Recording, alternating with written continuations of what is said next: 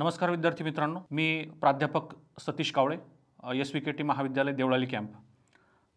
विद्यार्थी मित्रांनो, या लेक्चरमध्ये आपण SYBA या वर्गातील S1 म्हणजेच पाश्चिमात्य राजकीय विचार या अभ्यासक्रमातील जे दुसरं प्रकरण जे आहे ॲरिस्टॉटल या संदर्भातली माहिती जी आहे ती माहिती आपण या प्रकरणामध्ये घेणार आहोत. विद्यार्थी मित्रांनो, मागच्या लेक्चरमध्ये आपण ॲरिस्टॉटल या ॲरिस्टॉटलचा जो जीवन परिचय जो आहे तो जीवन परिचय करून घेतला. यामध्ये ॲरिस्टॉटलचा जन्म कुठे झाला, ॲरिस्टॉटलचे शिक्षण आणि ॲरिस्टॉटलने लिहिलेली ग्रंथसंपदा या संदर्भातली माहिती जी आहे ती माहिती आपण मागच्या लेक्चरला या ठिकाणी आपण घेतलेली होती. याशिवाय मागच्या लेक्चरमध्ये आपण ॲरिस्टॉटल या विचारवंताने जे दासप्रथेविषयीचे विचार जे आहेत ते दासप्रथेविषयीचे विचार आपण या ठिकाणी बघितले होते. ग्रीक जी समाजरचना जी होती त्या ग्रीक समाजरचनेमध्ये दासप्रथा जी आहे किंवा गुलामगिरी जी आहे ती गुलामगिरी प्रथा अस्तित्वात होती. त्या काळातल्या सोफिस्ट विचारवंतांनी त्या काळामध्ये विरोध केला होता, परंतु ॲरिस्टॉटलसारख्या विचारवंतांनी सुद्धा दासप्रथेचं किंवा गुलामगिरीविषयीचं समर्थन जे आहे ते समर्थन या ठिकाणी केलेलं दिसतं. हे आपण मागच्या लेक्चरमध्ये या ठिकाणी बघितलेलं आहे. विद्यार्थी मित्रांनो, या लेक्चरमध्ये देखील आपल्याला ॲरिस्टॉटल या विचारवंताचे जे विचार आहेत ते विचार आपल्याला बघायचे आहेत. यामध्ये आपल्याला माहीत असेल की ॲरिस्टॉटलला राज्यशास्त्राचा जनक असं म्हणतात आणि म्हणून राज्यशास्त्राचा जनक त्याला म्हटलं जात असल्याने राज्यसंस्था कशी असली पाहिजेत, आदर्श राज्य कसं असलं पाहिजेत या संदर्भातले सगळे विचार जे आहेत ते सगळे विचार ॲरिस्टॉटलने आपल्या या विचारामध्ये मांडलेले आहे. यामध्ये राज्यसंस्थेचा उगम कसा होतो, राज्यसंस्थेचं स्वरूप कसं आहे, याशिवाय त्यानं ज्या 158 राज्यघटना ज्या आहेत त्या 158 राज्यघटनांचा अभ्यास करून राज्यांचं वर्गीकरण कसं करता येईल किंवा कसं केलं आहे या संदर्भातली माहिती जी आहे ती माहिती या लेक्चरमध्ये आपण घेणार आहोत. याशिवाय राज्याचं परिवर्तन चक्र असा एक नवीन सिद्धांत जो आहे, नवीन विचार जो आहे तो नवीन विचार देखील या ठिकाणी ॲरिस्टॉटल या विचारवंताने मांडलेला आहे. थोडक्यात राज्यसंस्था म्हणजे काय, राज्यसंस्थेचं स्वरूप काय आहे, राज्याचं वर्गीकरण कसं आहे आणि राज्याचं परिवर्तन चक्र कसं आहे या संदर्भातली पूर्ण माहिती जी आहे ती पूर्ण माहिती या लेक्चरला आपण घेणार आहोत. ॲरिस्टॉटल आपण मगाशीच म्हटल्याप्रमाणे ॲरिस्टॉटलला राज्यशास्त्राचा जनक म्हणतात. पहिल्यांदा राज्यशास्त्राचं मूळ जे स्वरूप जे आहे ते स्वरूप खऱ्या अर्थानं ॲरिस्टॉटलने स्पष्ट केलं आणि म्हणून राज्यसंस्था कशा असाव्या किंवा राज्यघटना कशा आहेत या संदर्भातली सगळी माहिती जी आहे ती माहिती आपल्याला या ॲरिस्टॉटलच्या या विचारासंदर्भामध्ये आपल्याला बघायला मिळेल. या ठिकाणी या लेक्चरमध्ये आपण जो भाग बघणार आहोत, जो विषय ॲरिस्टॉटलचा जो विचार बघणार आहोत त्याच्यामध्ये जे तत्कालीन जे राजकीय ग्रीक विचारवंत जे होते त्या ग्रीक राजकीय विचारवंतांनी या सगळ्या राजकीय व्यवस्थांचा अभ्यास कसा केला. म्हणजे आपल्याला माहीत असेल की ॲरिस्टॉटल असेल, ॲरिस्टॉटलचे गुरु सॉक्रेटिस असतील किंवा प्लेटो असतील, प्लेटोचे गुरु सॉक्रेटिस असतील, यासारख्या विचारवंतांनी देखील या राजकीय व्यवस्थांचा अभ्यास या ठिकाणी केलेला होता. त्या कालखंडामधील अतिशय समृद्ध अशी संस्कृती म्हणजे ग्रीक संस्कृती आणि या ग्रीक लोकांनी अतिशय अभ्यासपूर्ण असं राजकीय व्यवस्थेचं वर्णन जे आहे ते वर्णन या ठिकाणी केलेलं आहे. आणि त्या संदर्भामध्ये जे ॲरिस्टॉटल हा जो ग्रीक विचारवंत आहे त्या ग्रीक विचारवंतांचा जो राजकीय व्यवस्थेचा अभ्यास जो आहे तो अभ्यास देखील आपल्याला या ठिकाणी करायचा आहे. दुसरं महत्त्वाचं म्हणजे मगाशीच म्हटल्याप्रमाणे ॲरिस्टॉटल हा विचारवंत जो आहे तो खऱ्या अर्थानं राज्यशास्त्राचा पुरस्कर्ता आहे आणि म्हणून त्याचे राज्यासंदर्भातले विचार नक्की काय आहेत, राज्यासंदर्भातलं त्याचं स्वरूप कसं आहे, त्याचा उगम कसा झाला या संदर्भातली माहिती जी आहे ती माहिती या ठिकाणी आपण घेणार आहोत. आणि सगळ्यात महत्त्वाचं म्हणजे ॲरिस्टॉटलनं जे राज्याचं वर्गीकरण जे आहे, मूळतः राज्याचं वर्गीकरण त्याला म्हणता येणार नाही, ते खऱ्या अर्थानं संविधानाचं किंवा राज्यघटनेचं वर्गीकरण आहे आणि म्हणून ॲरिस्टॉटलनं जे राज्याचं वर्गीकरण केलेलं आहे, जे संविधानाचं वर्गीकरण केलेलं आहे ते आपण या लेक्चरमध्ये मूळतः समजून घेणार आहोत. यानंतर आपण आपल्या मूळ विषयाकडे जाणार आहोत, तो म्हणजे ॲरिस्टॉटल यांचा राज्याविषयीचा विचार. या ठिकाणी राज्य कसं असलं पाहिजेत या ठिकाणी हे विचार स्पष्ट करताना राज्याची उत्पत्ती, त्याचा स्वरूप, त्याचा विकास, राज्याचं नक्की उद्देश काय आहे, त्याचं कार्य काय आहे, या सगळ्यांची मीमांसा जी आहे ती मीमांसा या ठिकाणी ॲरिस्टॉटलने आपल्या राज्याविषयीच्या विचारांमध्ये केलेली आहे. राज्याविषयीचे विचार बघताना आपण काही मुद्द्यांचा विचार या ठिकाणी करणार आहोत. पहिला मुद्दा जो आहे तो म्हणजे राज्यसंस्थेचा उगम. या ठिकाणी ॲरिस्टॉटल असं म्हणतो की राज्यसंस्थेचा नक्की उदय का झाला, उगम का झाला, त्या उगमाचं मूळ कारण काय आहे. आपल्याला माहीत असेल की ज्या कालखंडामध्ये ॲरिस्टॉटलने हे विचार मांडले त्याच कालखंडामध्ये सोफिस्ट नावाचे विचारवंत होते. आणि या सोफिस्ट नावाच्या विचारवंतांनी असं म्हटलेलं आहे की राज्यसंस्था ही कशी संस्था आहे, कृत्रिम संस्था आहे. ती लोकांनी आपल्या गरजा पूर्ण करण्यासाठी लोकांनी एकत्र येऊन एक करार केलेला आहे आणि त्या करारातून ही राज्यसंस्था उदयाला आलेली आहे. म्हणजे लोकांनी एकत्र येऊन एकमेकांच्या गरजा पूर्ण करण्यासाठी त्या जो करार केला त्या करारातून राज्यसंस्था उगम किंवा तिची निर्मिती झाली आणि त्यानुसार राज्यसंस्था जी आहे ती राज्यसंस्था कृत्रिम आहे असा विचार जो आहे तो विचार या ठिकाणी सोफिस्ट विचारवंतांनी या ठिकाणी मांडलेला होता. परंतु ॲरिस्टॉटल मात्र या राज्याला कृत्रिम न मानता तो एक स्वाभाविक किंवा नैसर्गिक प्रवृत्ती मानतो. राज्य ही नैसर्गिक प्रवृत्तीतून निर्माण झालेली संस्था आहे असं या ठिकाणी ॲरिस्टॉटलला सांगायचं आहे. ॲरिस्टॉटल या संदर्भामध्ये खूप छान असं एक उदाहरण देतो. तो म्हणतो की ॲरिस्टॉटल उदाहरण देताना असं सांगतो की पहिल्यांदा कुटुंब ही एक पहिली नैसर्गिक संस्था आहे आणि पहिल्यांदा रानटी अवस्था होती. मनुष्य रानटी अवस्थेमध्ये राहायचा, कंदमुळं खायचा आणि केवळ त्याचा उदरनिर्वाह हे त्याचा मुख्य उद्देश होता. परंतु एकमेकांच्या गरजेतून किंवा नैसर्गिक प्रवृत्तीतून स्त्री पुरुष एकत्र आले आणि स्त्री पुरुष एकत्र आल्याने किंवा अपत्यांच्या निर्मितीतून स्त्री पुरुष एकत्र आले आणि त्यातून कुटुंब संस्था उदयाला आली. आता कुटुंब संस्था उदयाला आल्यानंतर त्यातून हळूहळू अनेक कुटुंब एकत्र आले. मग एकमेकांच्या गरजा भागवण्यासाठी असेल किंवा संरक्षणासाठी असेल त्यातून अनेक कुटुंब एकत्र आली. त्यातून एक छोटंसं खेडं बनलं.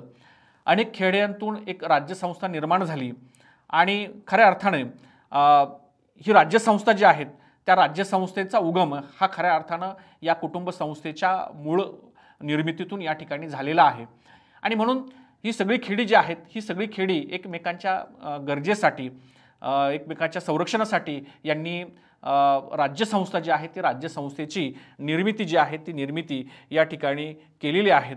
आणि म्हणून ॲरिस्टॉटल हा विचारवंत जो आहे तो विचारवंत राज्यसंस्थेचा उगम जो आहे किंवा राज्यसंस्था जी आहेत त्या राज्यसंस्थेला स्वाभाविक संस्था किंवा नैसर्गिक संस्था असं देखील या ठिकाणी म्हणताना दिसतोय.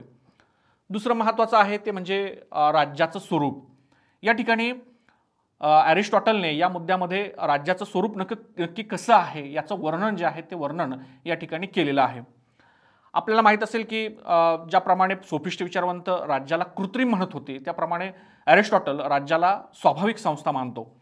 मग याच्यामध्ये ॲरिस्टॉटल असं म्हणतो की मनुष्यामध्ये ज्या प्रकारचे गुण असतात, कारण मनुष्याच्या एकत्रीकरणातून राज्याची निर्मिती झाली आणि म्हणून मनुष्यामध्ये ज्या प्रकारचे गुण आहेत त्याच प्रकारचे गुण हे राज्यामध्ये देखील असतात.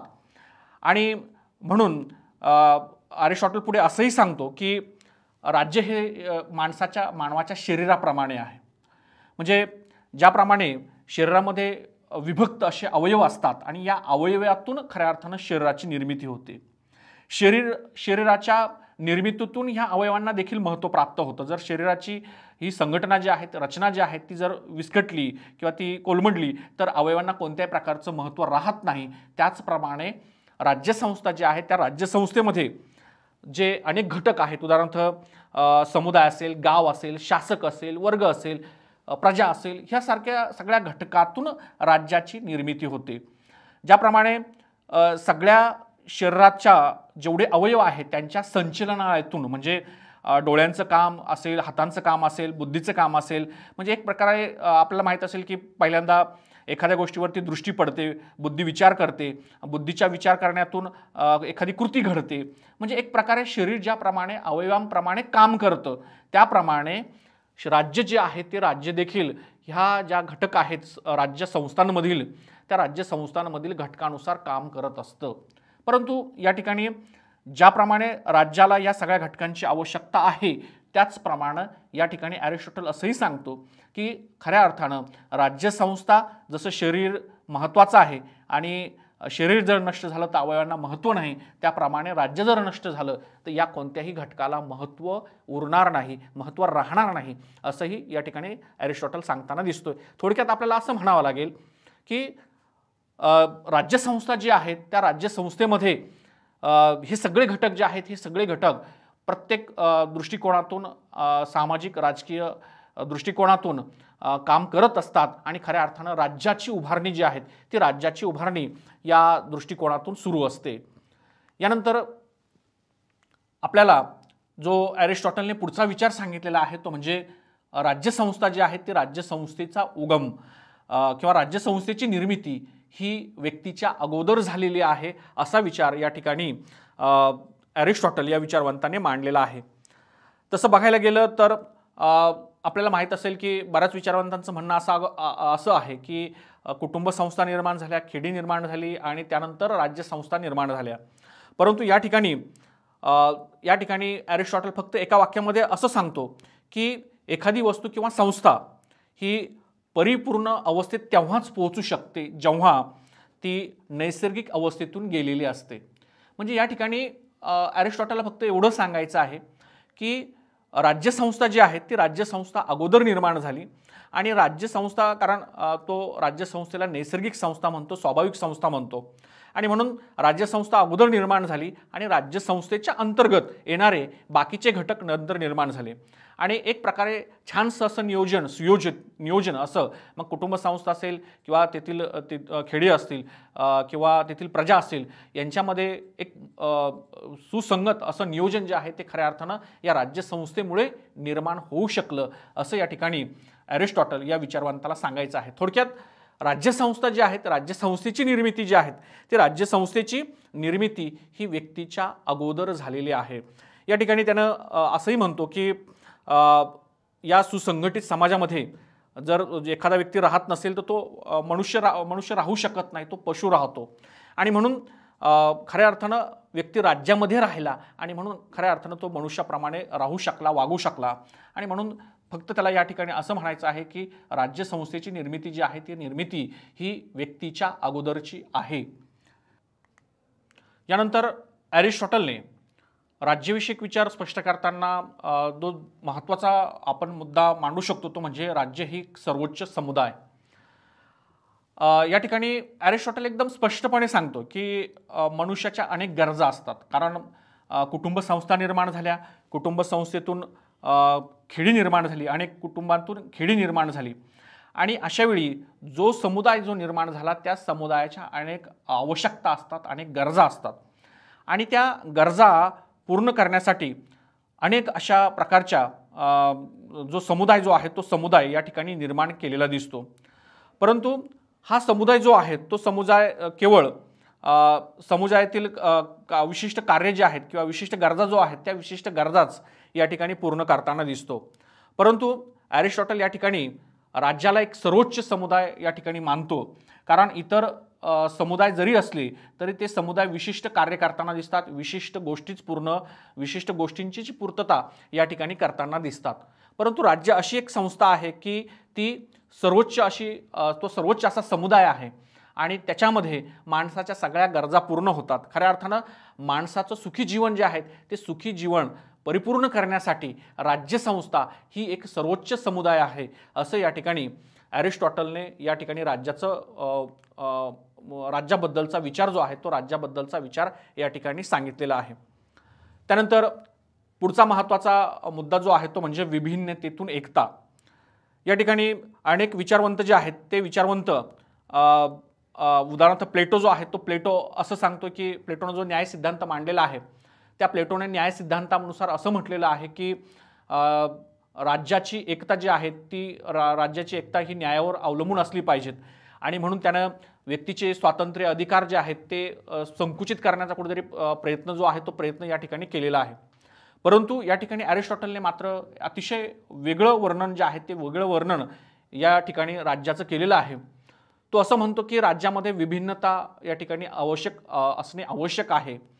जे सप्तसूर असतात त्या सप्तसुरातून खऱ्या अर्थानं सूर जो आहे तो चांगला सूर जो आहे तो चांगला सूर निर्माण होत असतो. आणि म्हणून राज्य जी संस्था आहे त्या राज्यामध्ये अनेक प्रकारच्या लोक जे आहेत, अनेक विभिन्न प्रकारची संस्कृती जी आहेत ती संस्कृती या ठिकाणी असणं आवश्यक आहे. त्यातून खऱ्या अर्थाने एक चांगला प्रकारचा समुदाय जो आहे तो चांगल्या प्रकारचा समुदाय निर्माण होऊ शकतो. त्यांच्यामध्ये चांगल्या प्रकारची एकता जी आहे ती एकता या ठिकाणी निर्माण होऊ शकते. यानंतर पुढचा जो विचार आहे राज्याविषयीचा विचार स्पष्ट करताना अरिस्टॉटलने मांडलेला आहे तो म्हणजे स्वावलंबी समुदाय. मग या ठिकाणी स्वावलंबी समुदाय असं या ठिकाणी अरिस्टॉटलने या राज्याचं वर्णन या ठिकाणी केलेलं आहे. आपल्याला माहीत असेल की माणसाच्या अनेक गरजा आहेत. यामध्ये त्याच्या भौतिक गरजा आहेत, त्याच्या आध्यात्मिक गरजा आहे, त्याच्या मानसिक गरजा आहे, शारीरिक गरजा आहे. या सगळ्या गरजांची परिपूर्णता राज्यामध्ये झाली पाहिजे. आणि म्हणून या सगळ्या गोष्टींची परिपूर्णता जी आहे ती राज्यामध्येच होते. आणि म्हणून राज्य संस्था जी आहे ती स्वावलंबी संस्था आहे, स्वावलंबी असा समुदाय आहे असं या ठिकाणी अरिस्टॉटलने या राज्याचं वर्णन जे आहे ते वर्णन या ठिकाणी केलेलं आहे. पुढचा महत्त्वाचा मुद्दा जो आपल्याला सांगता येईल तो म्हणजे राज्याचा उद्देश आणि कार्य नेमकं काय आहे. राज्यसंस्था आहे, राज्यांची निर्मिती झाली. ग्रीक नगर राज्यांमध्ये देखील त्या कालखंडामध्ये जेवढी ग्रीक नगर राज्य होती ती अतिशय सुसंस्कृत होती, अतिशय विकसित होती. आणि म्हणून त्या कालखंडामध्ये राज्याचा नक्की उद्देश काय आहे, कार्य काय आहे या संदर्भातलं वर्णन या ठिकाणी अरिस्टॉटल या विचारवंतानं केलेलं आहे. आपल्याला माहीत आहे की राज्यसंस्था ही मूळतः संरक्षण या विषयावरती निर्माण झालेली आहे. मूळ तिचा उद्देश काय असेल तर जनतेचं रक्षण करणं आणि माणसाच्या सुखी जीवनासाठी किंवा त्या राज्यामध्ये राहणारे जे नागरिक आहे त्या नागरिकांचं जे सुखी जीवन आहे त्या सुखी जीवनामध्ये येणाऱ्या ज्या अडीअडचणी आहे त्या अडीअडचणी दूर करणं हा मूळ उद्देश जो आहे तो मूळ उद्देश या ठिकाणी राज्यसंस्थांचा असलेला दिसतो. या ठिकाणी अरिस्टॉटल जो आहे तो अरिस्टॉटल असं म्हणतो की केवळ माणसाचं संरक्षण करणं किंवा प्रजेचं रक्षण करणं एवढंच काम या राज्याचं नसून राज्यसंस्था ज्या आहेत त्या राज्यसंस्थेचा सगळ्यात महत्त्वाचा उद्देश जो आहे तो म्हणजे जे नागरिक आहेत त्यांना उच्च जीवनाची प्राप्ती करून देणे, त्यांना सद्गुणी बनवण्यासाठी किंवा त्यांच्यामध्ये नैतिक विकास करण्यासाठी राज्यसंस्था ज्या आहेत त्या राज्यसंस्था भरीव असं काम जे आहे ते भरीव काम या ठिकाणी करताना दिसतात. मूळतः आपल्याला माहीत असेल की त्या कालखंडामध्ये सोफिस्ट सारखे विचारवंत होते. त्या विचारवंतांनी एक वेगळा विचार जो आहे तो वेगळा विचार मांडलेला या ठिकाणी दिसतो. परंतु अरिस्टॉटल हा विचारवंत जो आहे तो विचारवंत राज्याचा मूळ उद्देश जो आहे किंवा कार्य जे आहेत ते मूळ उद्देश आणि कार्य या ठिकाणी स्पष्टरित्या सांगताना दिसतोय. तर अशा प्रकारे राज्याविषयीचे विचार नेमके अरिस्टॉटल या विचारवंताचे काय आहे त्या संदर्भातली माहिती या ठिकाणी आपण घेतलेली दिसते. या ठिकाणी अरिस्टॉटलने अशा प्रकारे जे राज्य या संदर्भातले विचार जे आहेत ते विचार या ठिकाणी त्यांच्या आपल्या काही मुद्द्यांद्वारे आपण या ठिकाणी समजून घेतले. याशिवाय अरिस्टॉटलने राज्याचं वर्गीकरण जे आहे ते वर्गीकरण या ठिकाणी केलेलं आहे. मग अरिस्टॉटलने राज्याचं वर्गीकरण कशा प्रकारे केलेलं आहे या संदर्भातली माहिती आपण या ठिकाणी घेणार आहोत. या ठिकाणी अरिस्टॉटलने जवळजवळ त्या कालखंडामध्ये 158 राज्यघटनांचा अभ्यास केला आणि 158 राज्यघटनांचा अभ्यास करून कोणती राज्यघटना योग्य प्रकारे आहे, चांगल्या प्रकारे आहे या संदर्भातलं वर्गीकरण जे आहे ते वर्गीकरण या ठिकाणी केलेलं आहे. मूळतः राज्याचं वर्गीकरण या ठिकाणी म्हणता येणार नाही, कारण हे खऱ्या अर्थानं राज्यघटनेचं किंवा संविधानाचं वर्गीकरण या ठिकाणी आपल्याला असं म्हणावं लागेल. आणि ही राज्यघटना जी आहे, संविधान जे आहे ते संविधान या ठिकाणी अरिस्टॉटल फार महत्त्वपूर्ण मानतो.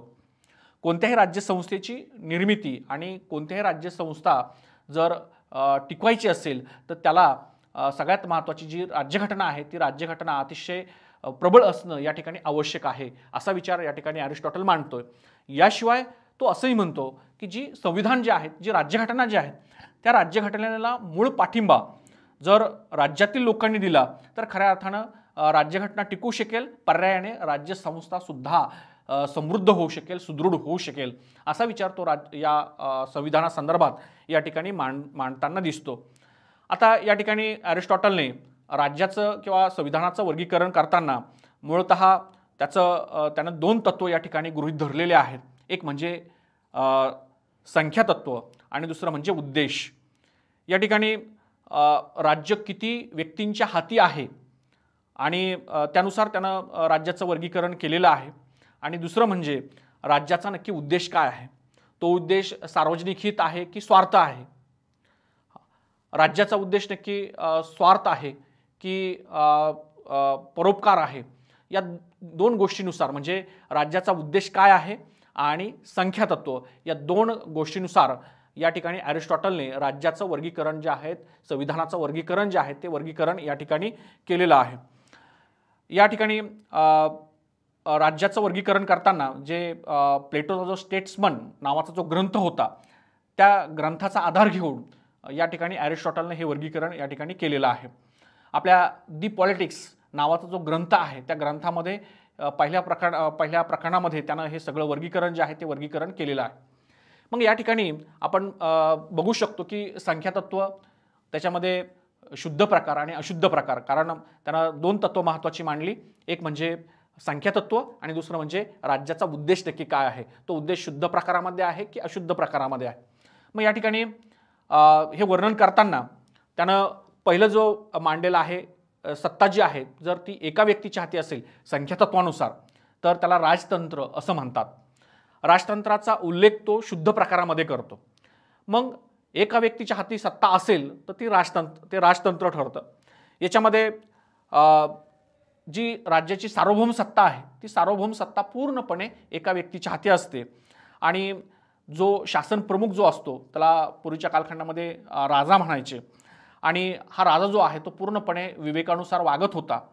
आपल्या सत्तेचा उपयोग, आपल्या शासनाचा उपयोग तो जनकल्याणासाठी करत होता आणि जनतेच्या हितासाठी किंवा जनतेच्या सुखासाठी हा राजा जो आहे तो पूर्णपणे आपली राज्यसंस्था जी आहे ती राज्यसंस्था यासाठी पूर्णपणे या कामाला लावत होता. आणि म्हणून जो राजतंत्र हा जो प्रकार आहे तो प्रकार या ठिकाणी अरिस्टॉटल असं म्हणतो की तो अतिशय शुद्ध प्रकार आहे. आणि एका व्यक्तीच्या हाती सत्ता असताना एक व्यक्ती जो आहे तो पूर्णपणे राज्याचं पूर्णपणे नियंत्रण करत होता आणि अतिशय चांगल्या प्रकारे तो राज्याचं नियंत्रण जे आहे ते नियंत्रण या ठिकाणी निर्माण करतो, बसवतो. आणि अशा प्रकारे अतिशय चांगली व्यवस्था, राज्यव्यवस्था म्हणून राजतंत्रेचा उल्लेख या ठिकाणी करताना दिसतो. त्यानंतर दुसरा प्रकार जो आहे म्हणजे एका व्यक्तीच्या हाती सत्ता असते ते राजतंत्र, परंतु हळूहळू जे राजतंत्र जे आहेत त्या राजतंत्र शासन प्रणाली जी आहे ती चांगली असली, तिचा शुद्ध प्रकार जरी असला तरी मात्र त्याच्यामध्ये ही राजव्यवस्था जी आहे ती कायमस्वरूपी टिकून राहू शकत नाही. तिच्यामध्ये असणारे जे वंश परंपरेने येणारे जे लोक आहेत, म्हणजे आपल्याला माहीत असेल की पूर्वीसुद्धा राजाचा मुलगा राजा असायचा आणि परत त्याचा मुलगा राजा असायचा. म्हणजे अशा प्रकारची वंश परंपरा जी आहे ती वंश परंपरा पूर्वीच्या कालखंडामध्ये राज्यव्यवस्थेमध्ये होती, राजशाहीमध्ये होती. आणि म्हणून एखादा राजा जो आहे तो विवेकी जरी असला, तो सद्गुणांनी भरलेला जरी असला तरी मात्र त्याची जी पुढची पिढी जी अस्तित्वात येणार आहे ती विवेकानुसार कार्य करणारी असेलच असं नाही. आणि किंवा ती राज्यव्यवस्थेमधील जी प्रजा आहे त्या प्रजेचाच विचार करणारी असेल असंही नाही, ती भ्रष्टही असू शकते. आणि म्हणून या ठिकाणी अरिस्टॉटल असं वर्णन करतो की एक व्यक्ती जो आहे तो व्यक्ती सार्वभौम सत्ता जी आहे ती त्याच्या ताब्यात असते, त्याला राजतंत्र म्हणतात. परंतु राजतंत्रेचं नंतर जी भ्रष्ट प्रकार जो आहे तो त्याला म्हणतात निरंकुश तंत्र. या ठिकाणी राजतंत्राचा पुढे अशुद्ध प्रकारामध्ये वर्णन जे आहे ते वर्णन या ठिकाणी अरिस्टॉटल या विचारवंतानं केलेलं आहे. तर अशा प्रकारे एक व्यक्तीनुसार राजतंत्र हा शुद्ध प्रकार या ठिकाणी अरिस्टॉटल सांगतो. त्यानंतर त्या राजतंत्राचंच रूपांतर भविष्यामध्ये निरंकुश तंत्रामध्ये या ठिकाणी होतं. आणि या ठिकाणी जी राजाची पुढची जी पिढी असते ती पिढी अतिशय स्वार्थी असते आणि अतिशय मोठ्या प्रमाणात त्याचं प्रजेचं शोषण जे आहे ते शोषण या ठिकाणी या प्रकारामध्ये मोठ्या प्रमाणात होतं. आणि म्हणून अतिशय अशुद्ध प्रकार जो आहे तो अशुद्ध प्रकार या ठिकाणी अरिस्टॉटलने या ठिकाणी मांडलेला आहे. त्यानंतर संख्यातत्वामधला दुसरा प्रकार जो आहे तो म्हणजे काही व्यक्तींच्या हाती असणारी सत्ता. याला कुलीनतंत्र असंही या ठिकाणी अरिस्टॉटल म्हणतो. आपल्याला माहीत असेल की ज्यावेळेस राज्यसत्ता जे आहेत, राजतंत्र जे आहेत, राजतंत्रामध्ये ज्यावेळेस त्याचं रूपांतर निरंकुश तंत्रामध्ये होतं, म्हणजे राज्याचा पुढची जी पिढी आहे ती अतिशय भ्रष्ट निघते. जनकल्याणाची कामं करण्याऐवजी ती अतिशय त्या कायद्यांचा किंवा त्या नियमांचा, आपल्याकडे असणाऱ्या दंडशक्तीचा अतिशय दुरुपयोग करतात. अशा वेळी समाजामधले काही लोक एकत्र येतात.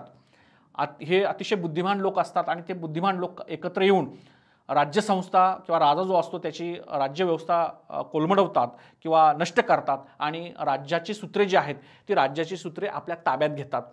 अशावेळी हे जे लोक असतात ते अतिशय बुद्धिमान असतात आणि अशा प्रकारे ते शासनाचा कारभार जो आहे तो कारभार आपल्या हाती घेतात. अतिशय चांगल्या प्रकारे उत्कृष्ट रीतीनं ते या ठिकाणी राज्यसंस्थेचा कारभार चालवताना दिसतात. परंतु नंतरच्या कालखंडामध्ये कुलीन तंत्र जे आहेत याला अरिस्टॉटल जो आहे तो शुद्ध प्रकार म्हणतो, त्याला कुलीन तंत्र असं म्हणतात. परंतु यानंतर मात्र कुलीन तंत्राचं रूपांतर धनिक तंत्रामध्ये होताना दिसतं. म्हणजे काय की जे थोडे लोक जे आहेत ज्यांच्याकडे सत्ता असते ते लोक जे आहेत ते नंतर कालांतरानं भ्रष्ट व्हायला लागतात आणि अशावेळी या सत्तेचा उपयोग जो आहे तो सत्तेचा उपयोग स्वतःच्या स्वार्थासाठी हे लोक करताना दिसतात. राज्यसंस्थेचा मूळ उद्देश जो आहे तो मूळ उद्देश हे लोक विसरतात आणि एक प्रकारे आपलं कुटुंब जे आहेत त्या आपल्या कुटुंबाच्या गरजा जास्तीत जास्त कशा प्रकारे भागू शकतील, त्या सत्तेचा उपयोग आपल्या कुटुंबासाठी कसा करता येईल यासाठी हे सगळे लोक जे आहेत ते लोक या राज्याचा उपयोग करून घेतात आणि अतिशय जे प्रजा जी असते त्या प्रजेवरती अशावेळी मोठ्या प्रमाणात अन्याय होतो आणि हा अतिशय अशुद्ध प्रकार जो आहे तो प्रकार या ठिकाणी अरिस्टॉटलने या ठिकाणी वर्णन केलेला आहे. तर अशा प्रकारे काही व्यक्तींच्या हाती सत्ता जी असते त्याला कुलीन तंत्र म्हणतात. परंतु कुलीन तंत्राचं रूपांतर जे आहे ते मात्र नंतरच्या कालखंडामध्ये धनिक तंत्रात या ठिकाणी होताना दिसतं. पुढचा जो प्रकार जो सांगितलेला आहे तो म्हणजे अनेक व्यक्ती. संख्यातत्वानुसार अरिस्टॉटलने एक व्यक्ती, काही व्यक्ती आणि तिसरा जो प्रकार सांगितलेला तो म्हणजे अनेक व्यक्ती.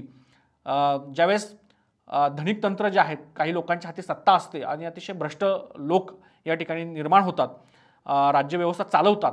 अशा वेळेस सगळे लोक जे आहेत ते या धनिक तंत्र जे आहेत त्या धनिक तंत्राविषयी क्रांती करतात आणि अशी राज्यव्यवस्था जी आहे ती राज्यव्यवस्था संपवतात आणि खऱ्या अर्थाने प्रत्यक्ष राज्यकारभार जे आहे ते प्रत्यक्ष राज्यकारभार तेथील जनता सुरू करते आणि अशा प्रकारे या कालखंडामध्ये किंवा या प्रकारामध्ये जनतंत्रामध्ये प्रत्यक्ष लोकांचा सहभाग राज्यव्यवस्थेमध्ये असल्याने लोक जे आहेत ते लोक अतिशय चांगल्या रीतीने उत्कृष्ट रीतीने राज्यकारभार करतात. अशा वेळेस हे जे राज्यव्यवस्थेमधील जी प्रजा असते त्या प्रजेसमोर फक्त एकच उद्देश असतो तो म्हणजे राज्यसंस्था जी आहे ती राज्यसंस्था अतिशय भक्कम बनवणे आणि सगळ्यात महत्त्वाचं म्हणजे प्रजा जी आहे त्या प्रजाचं कल्याण करणे. हे दोन मूळ हेतू समोर ठेवून जनतंत्र जे आहे त्या जनतंत्रामध्ये जे व्यक्ती जे आहेत त्या व्यक्ती काम करताना दिसतात. परंतु या ठिकाणी अरिस्टॉटल असं सांगतो की जनतंत्रामध्ये सगळ्या लोकांचा सहभाग, प्रत्यक्ष सहभाग राज्यकारभारात असतो. परंतु या ठिकाणी अरिस्टॉटल एक असा मुद्दा मांडतोय की तो म्हणतो की जरी प्रत्यक्ष लोकांचा सहभाग असला, सगळ्या लोकांचा सहभाग राज्यामध्ये असला तरी सगळेच लोक बुद्धिवान असतात असं नाही. याच्यामध्ये अतिशय मंदबुद्धी लोकसुद्धा असतात, अतिशय निकृष्ट विचार करणारे लोकसुद्धा या ठिकाणी असतात आणि अशा प्रकारे अतिशय मंदबुद्धी किंवा निकृष्ट विचार करणारे लोक जे आहेत ते लोक या ठिकाणी राज्यव्यवस्था चालवताना दिसतात. अशावेळी या जनतंत्राचं रूपांतर नंतर समूहतंत्रात होतात. या समूहतंत्राला तो झुंडशाही असं सुद्धा म्हणतो. म्हणजे यामध्ये कोणत्याही प्रकारच्या लोकांमध्ये जे लोक राज्यकारभार करतात त्या राज्यकारभार करणाऱ्या लोकांमध्ये कोणत्याही प्रकारची एकात्मता टिकत नाही. यांच्यामध्ये वैचारिक जी पातळी जी आहे ती पातळी पूर्णपणे खालवलेली असते आणि अशावेळी हा झुंडशाही जी आहे ती झुंडशाही सुरू होते. अतिशय राज्यव्यवस्थेचं अतिशय असंतुष्ट वातावरण राज्यसंस्थांमध्ये निर्माण होतं आणि कुठेतरी राज्यसंस्था जी आहे ती कुठेतरी डळमळीत होताना या ठिकाणी आपल्याला दिसते. तर अशा प्रकारे अरिस्टॉटल या विचारवंतानं या ठिकाणी राज्याचं वर्गीकरण, थोडक्यात संविधानाचं वर्गीकरण या ठिकाणी केलेलं आहे. एक व्यक्ती, काही व्यक्ती, अनेक व्यक्ती.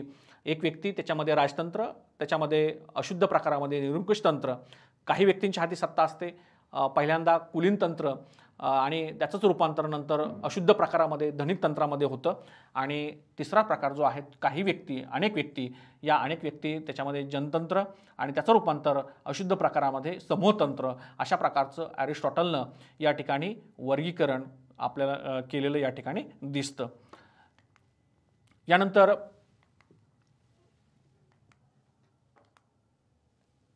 अरिस्टॉटल या विचारवंतानं राज्याचं परिवर्तन चक्र नक्की काय आहे त्या संदर्भातली माहिती या ठिकाणी सांगितलेली आहे. आपल्याला माहीत असेल की अतिशय वेगळा विचार जो आहे तो वेगळा विचार या ठिकाणी अरिस्टॉटलने मांडलेला आहे. राज्याचं परिवर्तन चक्र कसं असतं?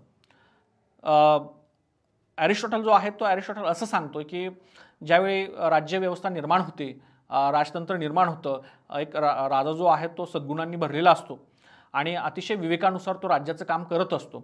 राज्याचं काम करताना आपली प्रजा सुखी कशी राहील याचा विचार राजा त्या कालखंडामध्ये करत असतो. परंतु नंतरची पिढी जी आहे ती पिढी अतिशय भ्रष्ट निघते आणि जनकल्याणाऐवजी त्या शक्तीचा उपयोग जो आहे, दंडशक्ती असेल किंवा कायद्यांचा उपयोग जो आहे तो मोठ्या प्रमाणात ते पिढी जी आहेत ती आपल्या स्वार्थासाठी करताना दिसते आणि म्हणून या राजतंत्राचं रूपांतर नंतर निरंकुश तंत्रामध्ये होताना दिसतं. राजतंत्राचं रूपांतर निरंकुश तंत्रामध्ये झाल्यानंतर आपल्याला माहिती की निरंकुश तंत्रामध्ये झाल्यानंतर काही लोक जे आहेत समाजामधले बुद्धिमान लोक ते एकत्र येतात आणि ते काय करतात की जे राज्यव्यवस्था असते किंवा जो राजा जो असतो त्याच्याविरुद्ध बंड करतात, बंड पुकारतात, त्याच्याविरुद्ध क्रांती करतात आणि अशा वेळेस राज्यसंस्था जी आहे ती राज्यसंस्था आपल्या ताब्यात घेतात. अशा प्रकारे काय होतं की सत्तेचं रूपांतर जे आहेत म्हणजे राजतंत्रातून निरंकुश तंत्रात, निरंकुश तंत्रातून कुलीन तंत्रात, अशा प्रकारचं परिवर्तन जे आहे ते परिवर्तन राज्यामध्ये होताना दिसतं. त्यानंतर काही बुद्धिमान लोक जे आहेत ती सत्ता आपल्या ताब्यात घेतात आणि आपल्या बुद्धीनुसार ते कामकाज करतात. परंतु नंतर मात्र याचं रूपांतर जे आहेत किंवा हे जे लोक असतात ते भ्रष्ट होतात आणि नंतर मात्र त्याचं रूपांतर जे आहे ते धनिक तंत्रामध्ये होतं. जे समाजामधले जे श्रीमंत लोक आहेत, जे धनिक लोक आहेत त्यांच्याकडे सत्ता येते आणि अतिशय भ्रष्ट लोक असतात आणि अशा प्रकारे ह्या सगळ्या राज्यव्यवस्थेचा उपयोग जे आहे तो उपयोग ते आपल्या धनसंपत्तीमध्ये, धनसंचयामध्ये कशी वाढ होईल यासाठी करताना दिसतात. आणि म्हणून कुलीन तंत्राचं रूपांतर जे आहे, परिवर्तन जे आहे ते परिवर्तन नंतर धनिक तंत्रात होताना दिसतं. त्यानंतर आपल्याला माहीत असेल की धनिक तंत्र अतिशय स्वार्थानं काम करतं. अशा वेळेस राज्यसंस्थेमधील सगळे समूह जो आहेत, लोक जे आहेत ते एकत्र येतात आणि अशा धनिक तंत्राविरुद्ध बंड पुकारतात, त्यांच्याविरुद्ध क्रांती करतात आणि अशा वेळेस सत्ता जी आहे ती सत्ता या धनिक लोकांकडून ते आपल्या हातात घेतात आणि अशा प्रकारे जनतंत्र जे आहेत म्हणजे या ठिकाणी राज्यामधले सगळे जे लोक आहेत त्यांचा प्रत्यक्ष सहभाग या ठिकाणी होताना दिसतो आणि अशा प्रकारे धनिक तंत्र संपून जनतंत्राला सुरुवात होते. या ठिकाणी जनतंत्रमध्ये प्रत्यक्ष लोकांचा, राज्यामधल्या प्रत्येक लोकांचा सहभाग असतो. परंतु या ठिकाणी अरिस्टॉटल असं सांगतो की जनतंत्रामध्ये सगळ्या लोकांचा सहभाग असला तरी प्रत्येक व्यक्ती बुद्धिमान असतोच असं नाही. याच्यामध्ये मंदबुद्धी लोकांचाही सहभाग असतो. अशा वेळेस अतिशय असंतोषाची परिस्थिती जी आहे ती परिस्थिती राज्यामध्ये निर्माण होते आणि अशा प्रकारे कुठेतरी झुंडशाही जी आहेत किंवा त्याला समूहतंत्र जो आहे तो समूहतंत्र तयार होतो आणि अशा प्रकारे अतिशय असंतोषाचं वातावरण जे आहे ते समाजामध्ये निर्माण होतं आणि मग नंतरच्या कालखंडामध्ये लोक ह्या सगळ्या समूहतंत्राला, या झुंडशाहीला कंटाळून कोणीतरी एखादा व्यक्ती उभा राहतो आणि तो व्यक्ती लोकांना वेगळ्या अशा अपेक्षा दाखवतो आणि अशा प्रकारे तो सगळी सत्ता जो आहे तो सत्ता आपल्या ताब्यात घेतो आणि परत एकदा राजतंत्राला सुरुवात होते. म्हणजे थोडक्यात काय, अरिस्टॉटल एक राज्याचं परिवर्तन चक्र एकदम स्पष्ट रीतीने स्पष्ट करतो की पहिल्यांदा राजतंत्र येतं, निरंकुश तंत्र येतं, निरंकुश तंत्राला लोक कंटाळतात, परत कुलीन तंत्र येतं, धनिक तंत्र येतं, जनतंत्र येतं, जनतंत्रातून त्याचं रूपांतर समूहतंत्रात होतं, समूहतंत्रामध्ये अतिशय भ्रष्ट प्रकार असतो आणि लोक कंटाळून परत एखाद्या व्यक्तीच्या हाती सत्ता देतात. याला म्हणतात परिवर्तन, राज्याचं परिवर्तन चक्र. तर अशा प्रकारे अरिस्टॉटल या विचारवंतानं अतिशय चांगल्या पद्धतीनं राज्याचं परिवर्तन जे आहे ते परिवर्तन चक्र या ठिकाणी समजून सांगितलेलं आहे. या ठिकाणी राज्यासंदर्भातले विचार आणि राज्याचं परिवर्तन चक्र जे आहेत, राज्याचं वर्गीकरण जे आहेत आणि राज्याचं परिवर्तन चक्र जे आहेत ते आपण या ठिकाणी बघितलेलं आहे. याच्यावरती अनेक टीका ज्या आहेत त्या टीका या ठिकाणी केल्या जातात. उदाहरणार्थ काही विचारवंतांच्या मते राज्याचं जे परिवर्तन चक्र आहे किंवा राज्याचं जो वर्गीकरण या ठिकाणी अरिस्टॉटलने केलेलं आहे ते वर्गीकरण राज्याचं नसून ते वर्गीकरण जे आहे ते वर्गीकरण या ठिकाणी संविधानाचं वर्गीकरण आहे असंही टीकाकार या ठिकाणी सांगताना दिसतात. याशिवाय अरिस्टॉटलने जे राज्याचं वर्गीकरण केलेलं आहे ते बऱ्याच विचारवंतांच्या मते यांत्रिक स्वरूपाचं आहे. शास्त्रीय आधार जो आहे तो शास्त्रीय आधार त्याच्या विचारांना नाही, तर असं वर्णन जे आहे वर्णन त्या ठिकाणी केलेलं दिसतं. यानंतर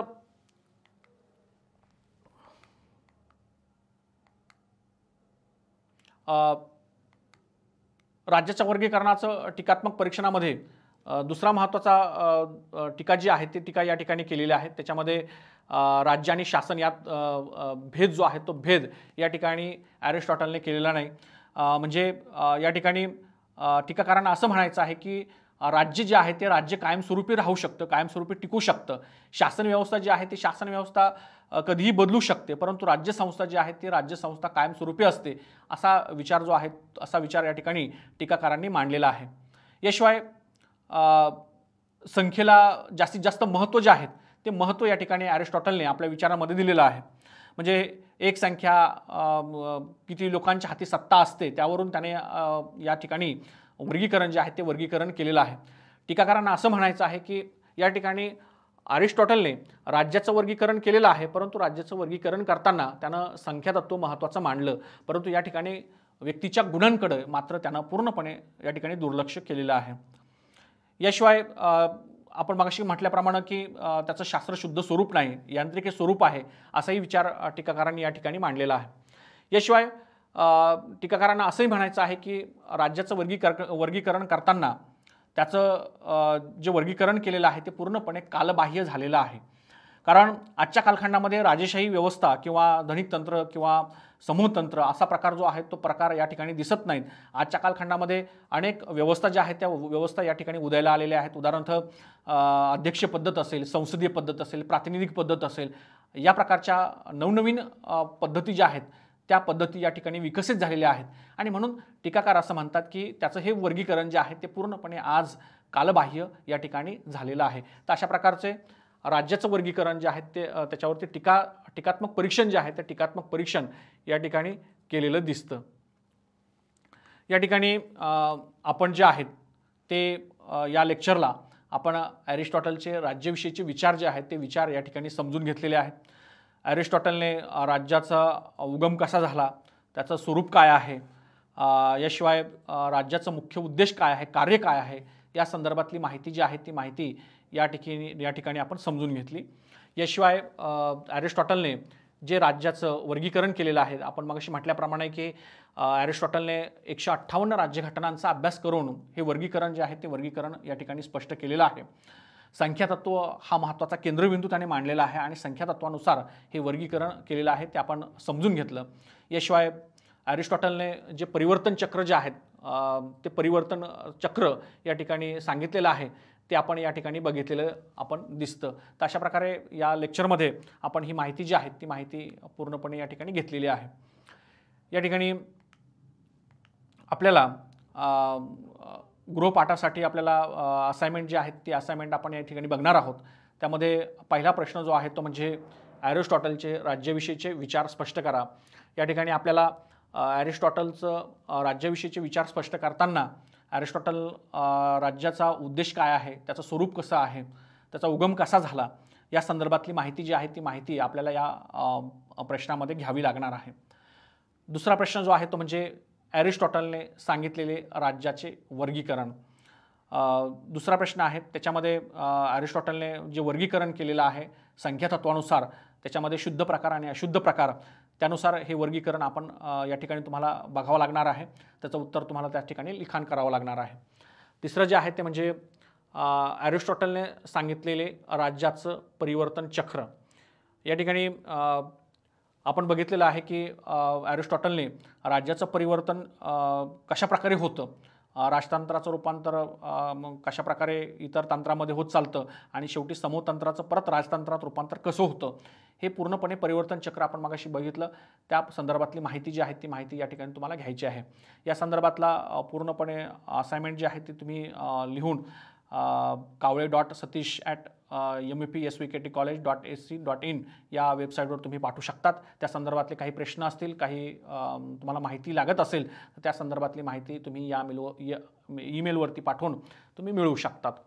यानंतर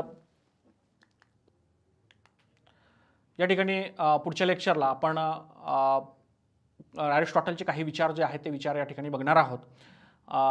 या ठिकाणी आपण अरिस्टॉटलचे क्रांती संदर्भातील विचार जे आहेत ते विचार बघणार आहोत.